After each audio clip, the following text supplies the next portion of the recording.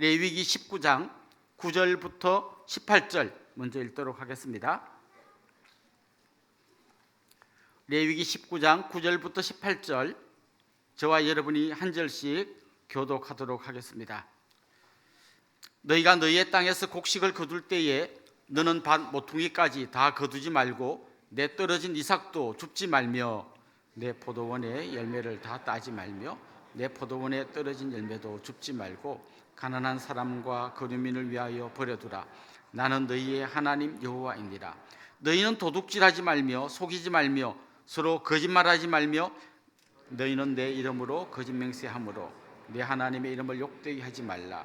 나는 여호와이니라.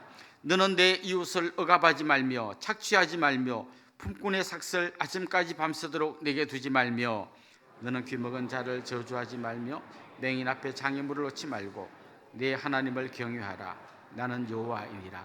너희는 재판할 때에 불의를 행하지 말며 가난한 자의 편을 들지 말며 세력 있는 자라고 두둔하지 말고 공의로 사람을 재판할지며 너는 내 백성 중에 돌아다니며 사람을 비방하지 말며 내 이웃의 피를 흘려 이익을 도모하지 말라. 나는 여호와이니라. 너는 내 형제를 마음으로 미워하지 말며 내 이웃을 반드시 견책하라. 그러면 내가 그에 대하여 죄를 담당하지 아니하리라. 원수를 갚지 말며 동포를 원망하지 말며 내 이웃 사랑하기를 내 자신과 같이 사랑하라. 나는 여호와이니라. 좀 건너뛰어서 33절 말씀, 33절 34절 이 두 절을 한 목소리로 같이 읽겠습니다. 거류민이 너희의 땅에 거류하여 함께 있거든 너희는 그를 학대하지 말고 너희와 함께 있는 거류민을 너희 중에서 나은 자같이 여기며 자기같이 사랑하라. 너희도 애굽 땅에서 거류민이 되었었느니라. 나는 너희의 하나님 여호와이니라. 아멘. 오늘 우리 아이들이 나와서 너무나 아름다운 찬양으로 하나님께 영광을 올려드렸습니다.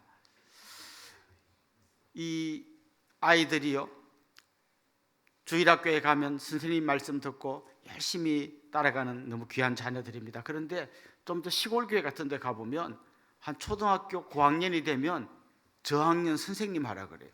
선생님이 부족하니까. 근데 그 아이들이 하는 걸 가만 보면 그 아이들이 자기가 학생인 그런 교회 아이들하고 완전히 하는 게 달라요. 6학년인데 굉장히 선생님 같아요. 얘들아 여기 바로 앉아, 떠들면 안 되지, 막 이래요. 근데 만약 그 아이들이 그냥 어른 선생님들 있는 반에 들어가면 선생님 떡볶이 사주세요 하고 막 또 이런 아이가 돼요. 왜 그럴까요? 사람은 자기가 누구라고 생각하는가에 따라 전혀 다르게 행동하게 되어 있습니다. 여기 우리 성도님들 중에서도 제일 맞이인 사람, 막내인 사람, 가운데 낀 사람 대충 표시가 나요. 맞이는 자기 집이 아니고 그냥 교회인데도 뭔가 좀 책임감 있고 좀 리더십이 있고 뭐 이런 게 보이고, 막내는 뭔가 좀 분위기 메이커이고 막 좀 뭔가 좀 귀여운 그런 행동을 많이 합니다. 가운데 낀 사람은 어떻게든 뭔가를 해보려고 하는 이런 또 건성이 있죠. 이런 좋은 점들이 잘 모이면 멋진 교회가 되는 거죠. 내가 누구라고 생각하는가에 따라 하는 행동이 전혀 달라진다는 거예요. 성경이 오늘 우리에게 하는 굉장히 중요한 이야기가 있는데요, 성도들이 누군가를 알아야 된다는 거예요. 여러분 뭘 하세요라고 이야기하기 전에 당신이 누군지 아세요라는 게 성경의 이야기예요. 오늘 성경 말씀 읽다가 여러분이 계속 이 말씀이 계속 반복되네 막 이런 느낌을 가지셨는지 모르겠는데요, 뭐 너희는 이렇게 하라 하고 그다음 계속해서 나오는 말이 뭔가 하면 나는 너희 하나님 여호와다. 이렇게 해라, 나는 너희 하나님 여호와다. 이렇게 해라, 나는 너희 하나님 여호와다. 계속 반복돼요. 그런데 이 말이 결국 무슨 말인가 하면 나는 여호와다라고 하지 않고 너희의 하나님 여호와다. 나는 너희의 하나님 여호와다. 좀 거꾸로 이야기하면 너희들은 여호와 하나님의 백성이다. 너희는 여호와 하나님의 백성이다. 이 이야기를 계속 반복하는 거예요. 마치 찬송가의 후렴처럼. 여러분 정말 가난한 자를 돌보십시오. 왜냐하면 여러분은 여호와 하나님의 백성이기 때문입니다. 이 이야기가 계속 반복되는 거예요. 그렇습니다. 하나님께서는 하나님이 거룩하시기 때문에 거룩하신 하나님의 백성인 우리에게 거룩한 삶을 요구하십니다.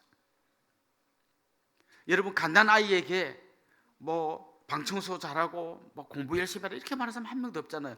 부모님이 그 아이들에게는 그런 기대를 전혀 하지 않습니다. 아직 그런 수준이 안 되기 때문이잖아요. 그런데 하나님은 우리를 어떻게 보십니까? 그리스도인들은 하나님 나라의 백성이 되었고 거룩하시고 존귀하신 하나님의 자녀이기 때문에 그 사람의 삶에서는 그 아버지 하나님의 그런 모습이 드러나야 한다는 겁니다. 이게 레위기의 굉장히 중요한 교훈이에요.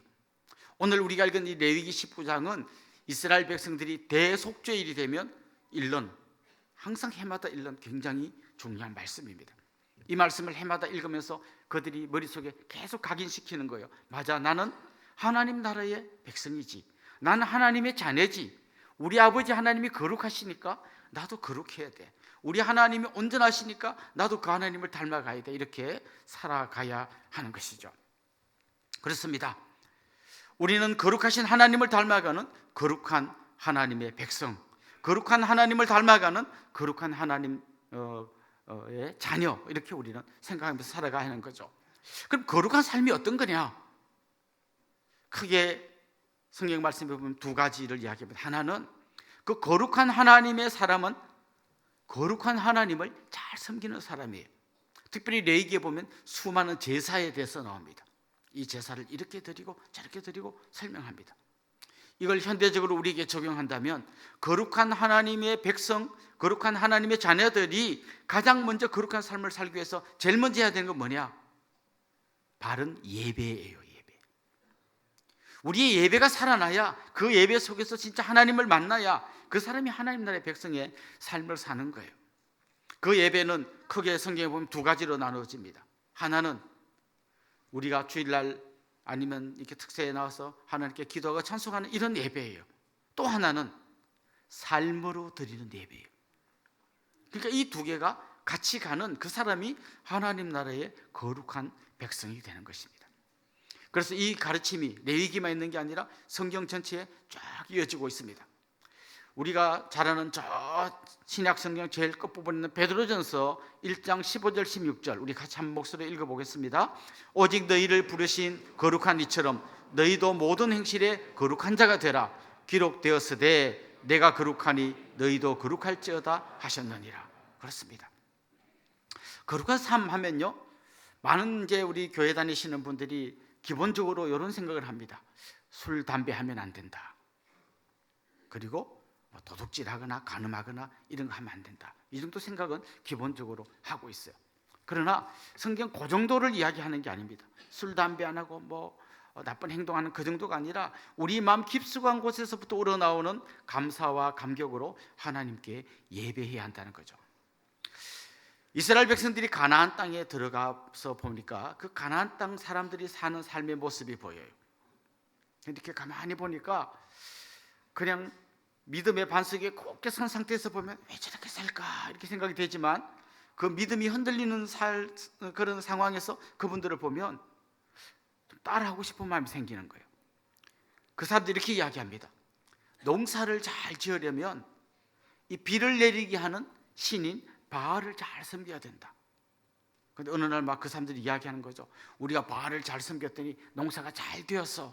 이렇게 말하면 믿음이 좀 떨어진 상태에서 이스라엘 백성들이 그들을 보면 나도 농사 잘 짓고 싶은데 하나님만 섬겨갖고 농사를 잘 못 지을 것 같아요. 그리고 가나안 백성들이 이렇게 이야기합니다. 너희가 믿는 하나님은 목축의 신이고 양, 소 잘 키우게 하는 그런 신이고 농사 잘 짓게 하는 신은 바알이야. 이렇게 말하면 믿음이 단단한 상태에서는 무슨 말도 안 되는 소리나 이렇게 하지만, 믿음이 연약한 상태에서는 그런가? 그럼 농사를 잘 되게 하려면 저 사람들 말을 들어야 하는가? 이런 생각이 당연히 드는 거죠. 여러분, 이게 이스라엘 백성들이 가나안 사람들 보면서 생각했던 이게 우리한테도 똑같이 있습니다. 이렇게 이야기하는 거죠. 내 믿음이 좀 흔들리는 상태에서 이렇게 같이 모임하는 우리 거래처 사장님을 만났는데 이렇게 이야기하는 거죠. 사업을 하려면 일단 술을 잘 먹어야 돼. 그리고 그 거래처 다른 사장님을 술집에 데려가서 일단 많이 먹여야 돼.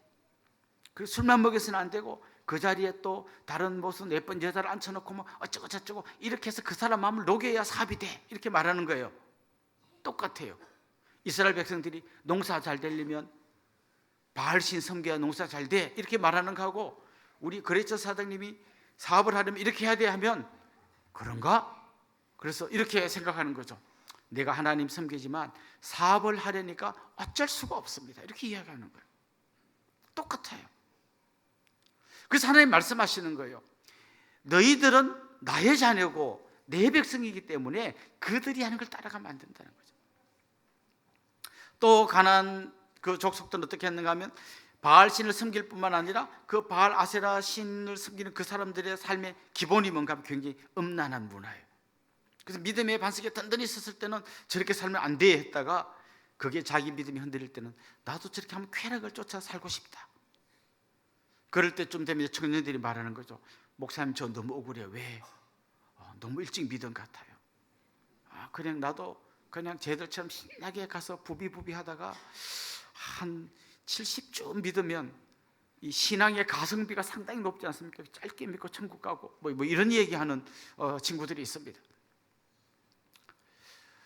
사랑하는 성도 여러분, 우리는 가나안 백성을 보고 부러워하거나 따라하는 사람이 아니라 하나님의 백성, 하나님의 자녀로 그 하나님을 따라 살아가야 하는 사람들입니다. 하나님께서 우리에게 참된 예배자가 되기를 원하셔서 정말 하나님께 온전한 제사를 올려드리기를 원하십니다. 동시에 오늘 19장에 많이 말씀하는 게 뭔가 하면 그 예배가 어디로 옮겨져야 하는가 하면 하나님이 사랑하시는 사람을 대하는 자세로 옮겨져야 한다는 거죠. 자, 한번 생각해 보십시오. 하나님 너무너무 사랑하고 좋아합니다 했는데 하나님이 진짜 사랑하는 사람을 막 미워해. 이건 뭐 앞뒤가 맞지 않습니다. 뭐 우리 성도들이 절대 그런 일이 없습니다만, 목사님, 저는 목사님을 너무 존경하고 사랑합니다 막 이렇게 해놓고 우리 애들을 보고 야 저리 가 막 꿀밤 주고 이러면 뭐 앞뒤가 맞지 않잖아요. 하나님 지금 그런 말씀을 하는 거예요.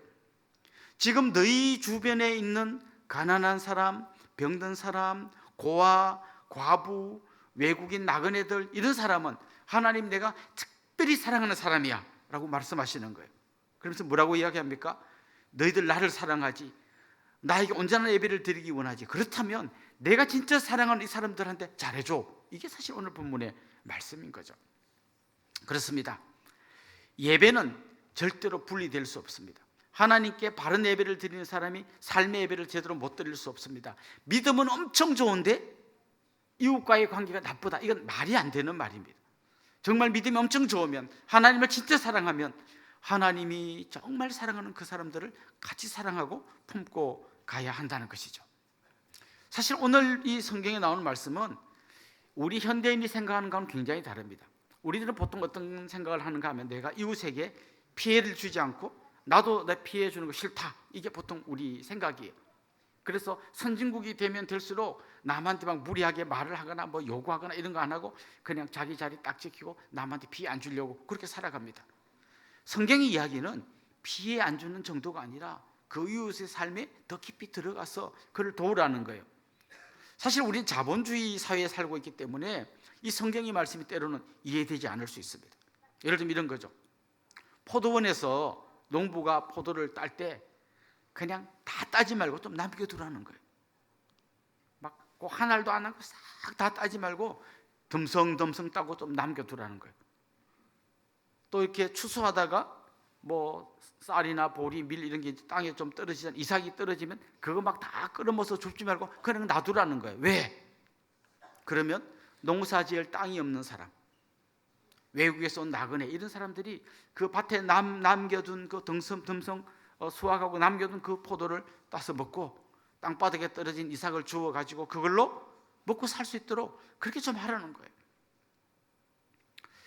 이 자본주의 사회에 아주 중요한 공식이 있습니다. 보이지 않는 손이라는 이야기 여러분 들어보셨을 겁니다. 그 아담 스미스라는 사람이 이야기한 이 이론이 보면 이런 겁니다. 농부는 왜 농사를 짓냐? 다른 사람들 다 행복하게 살게 하려고 농사 짓는 게 아니고 농부는 농사 지어서 돈 벌려고 농사 짓는 거예요.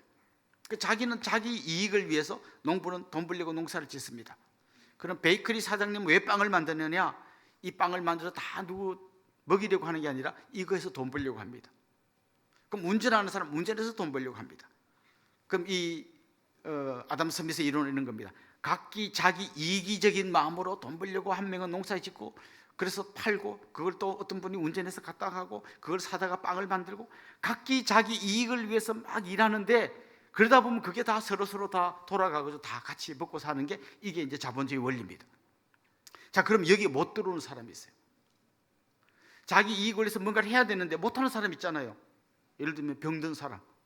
그 사람은 농사를 지을 힘도 없고 빵을 만들 힘도 없고 운전할 힘도 없어요. 그 사람 가만히 있어야 돼요. 이 사람 어떡합니까? 사실 자본주의가 극도로 발달하면 이런 문제들이 생기는 거죠.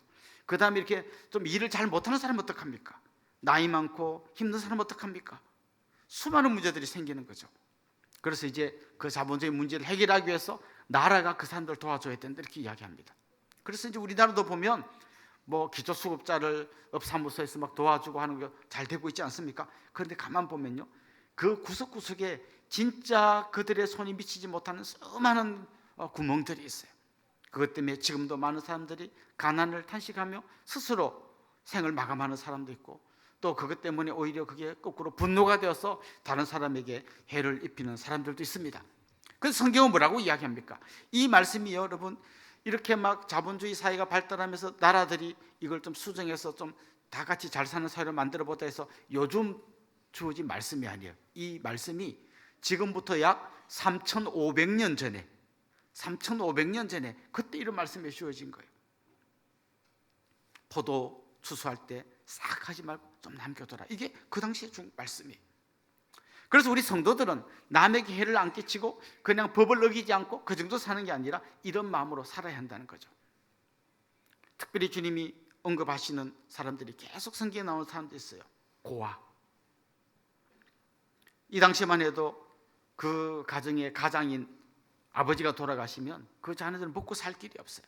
그 다음에 과부, 홀로 남겨진 여인, 그 다음에 뭐 여러 가지 일로 외국에서 들어온 사람들, 살 집도 없고 직장도 없고 그런 사람들, 그런 사람들에 대해서 하나님이 특별히 사랑하는 사람이니까 너희들도 그 사람들 사랑해라고 이야기하는 거죠. 34절 말씀 보십시오. 이렇게 이야기합니다. 너희와 함께 있는 거류민을 너희 중에서 낳은 자같이 여기며 자기같이 사랑하라.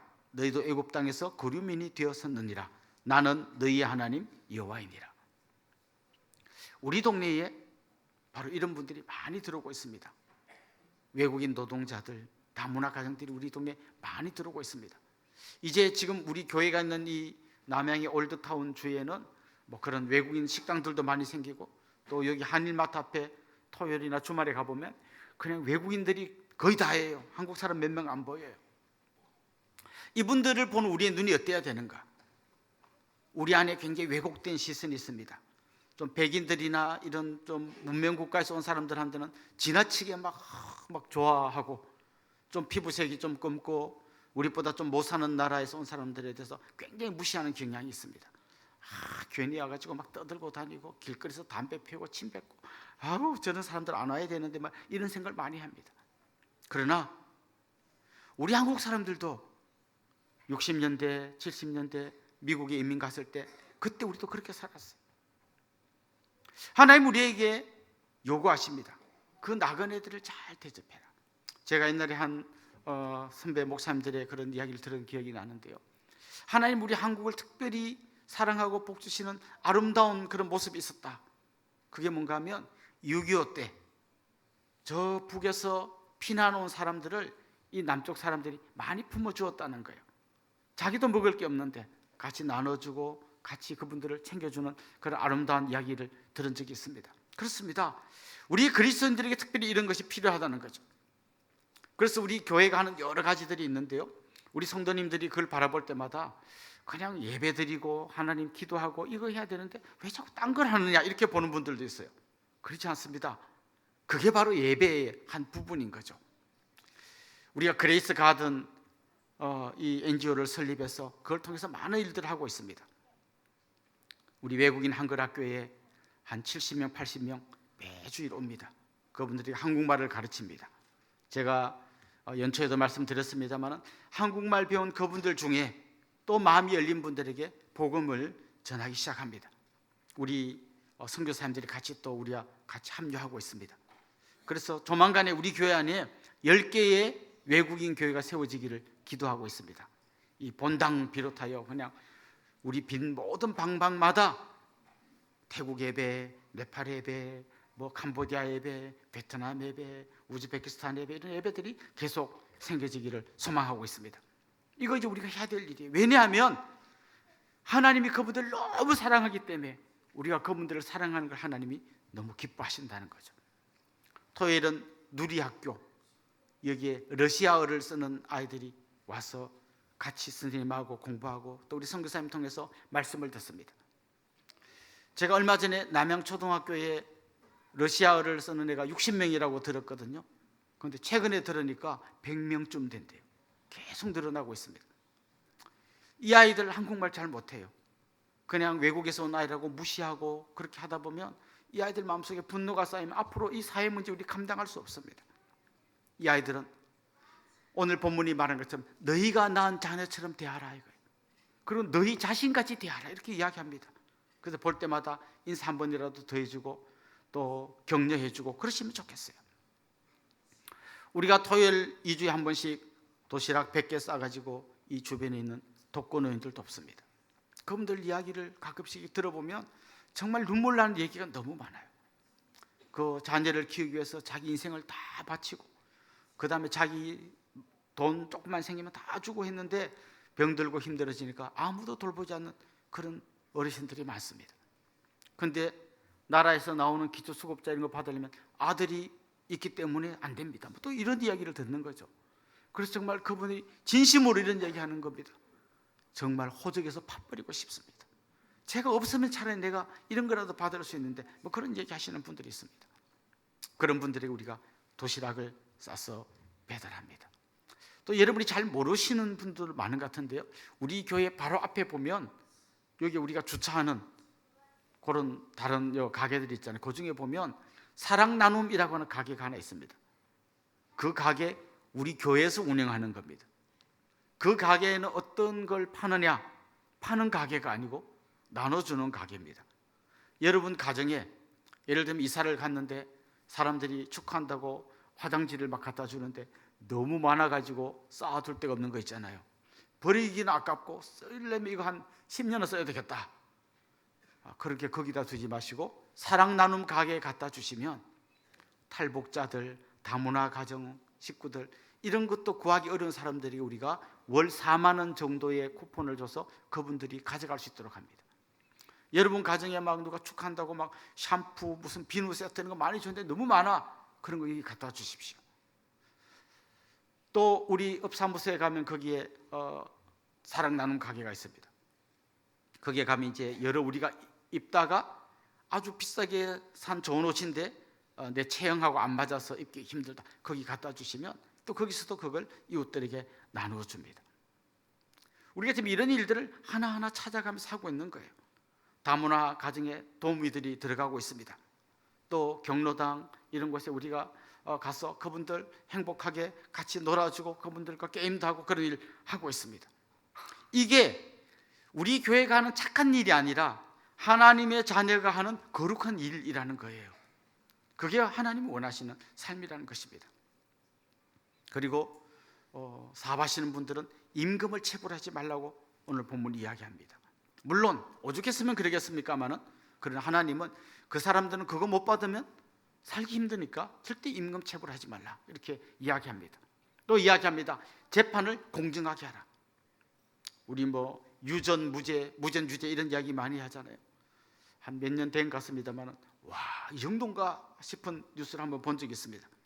어떤 회사의 회장님이 해외에 나가서 원정 도박하다가 걸려가지고 이제 구속될 위기가 됐는데요. 이분이 비싼 변호사를 사야 자기가 이길 수 있다 해가지고 부장판사 출신의 비싼 변호사를 샀는데 얼마를 줬나 하면 자기 이거 무죄나게 해주라고 50억을 줬대요. 그래서 난 무죄나게 좀 네가 좀 해주라. 그런데 이게 재판이 잘못돼가지고 그러면 이 사람이 유죄가 됐답니다.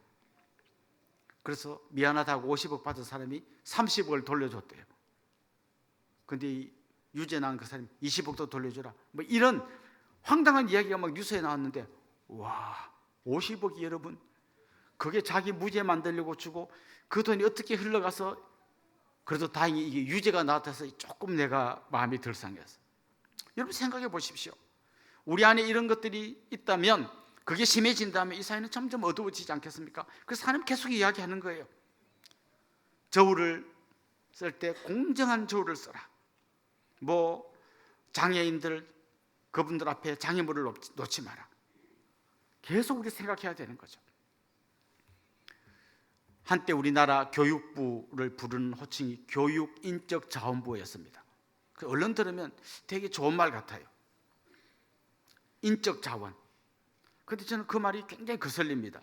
사람을 어떤 자원으로 보는 건 굉장히 거슬려요.